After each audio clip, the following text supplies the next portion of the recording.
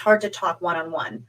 Ultimately, the best growth and best feeling I think you get as a company is after having a good one-on-one conversation, just like you and us are having right now.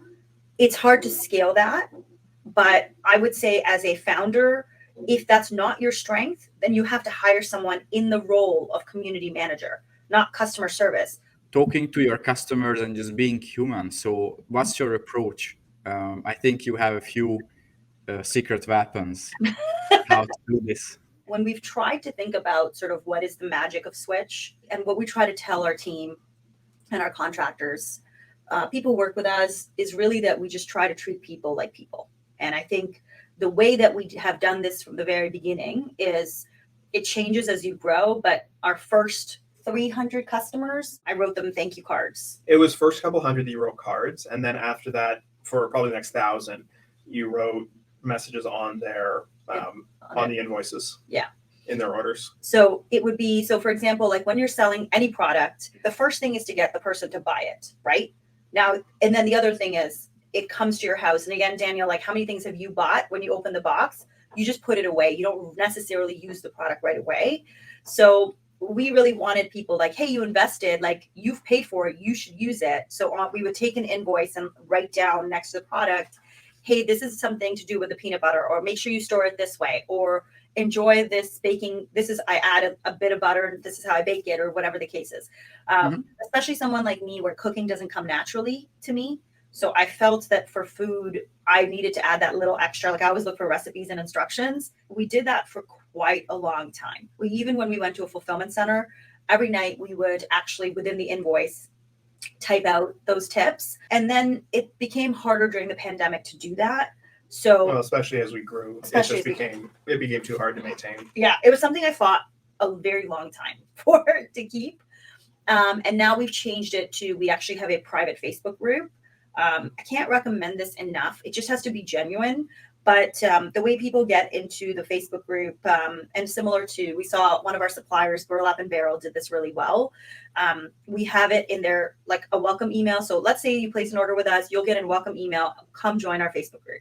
So most of that Facebook group, Danielle, is with people who have bought from us, not just cold people, which I think is important. The group started with as like 5 people, and now it's 3,000 people. So it just kind of is. And, you know, as it gets bigger, there's different challenges of keeping everyone engaged. I'll go live in it sometimes. We'll welcome new members, but people will also like put their own tips in or ask a question there. So it takes it out of the email, right? Like they'll be like, hey, when is this coming back in stock? Or, hey, I noticed this on the site, or whatever the case is. But it's become people even talking amongst themselves. Someone will post a question and other customers respond. And yeah, there's a lot of the time it doesn't even involve us or our team. It's customers talking about what they bought or how to use it or things like that. Yeah.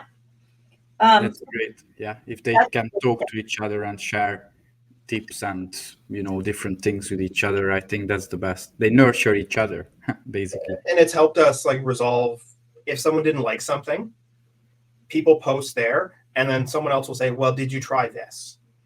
Did you try it this way? Yeah. Yeah. And so it also helps us avoid bad reviews or stuff like that, because people say, hey, I didn't like it like that either. Like with keto chow, there's a bunch of different ways to make it. People, I didn't like it this way, I loved it this way, why don't you try that? Yeah. And that's been really good.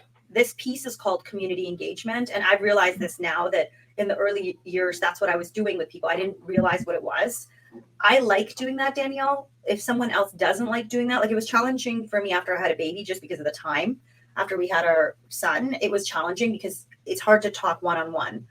Ultimately, the best growth and best feeling I think you get as a company is after having a good one-on-one conversation, just like you and us are having right now. It's hard to scale that, but I would say as a founder, if that's not your strength, then you have to hire someone in the role of community manager, not customer service, who understands all your customers, who gets their names, who gets their dog's name, who gets their I'm just interested in that, and I like getting to know our customers, and I know they're and really understand the product you sell, so that you can have that engagement. Right. Because a lot of people just always say, how do you get engagement? Well, you also get engagement by putting out content, by creating a Facebook group, by sending these emails, everything we talked about today, right? Being honest about how you're growing your business. And then once you get the engagement, I have this thing where our purpose when someone emails us is to continue the conversation. It's not just to like drop a heart and say, like someone might say, oh, Neha, your dog's so cute. Well, what kind of dog do you have? Like, do you like dogs? Does your dog sleep in bed with you? Like all these things. But again, I enjoy that. Someone else may not enjoy that. And then you should think about hiring that person.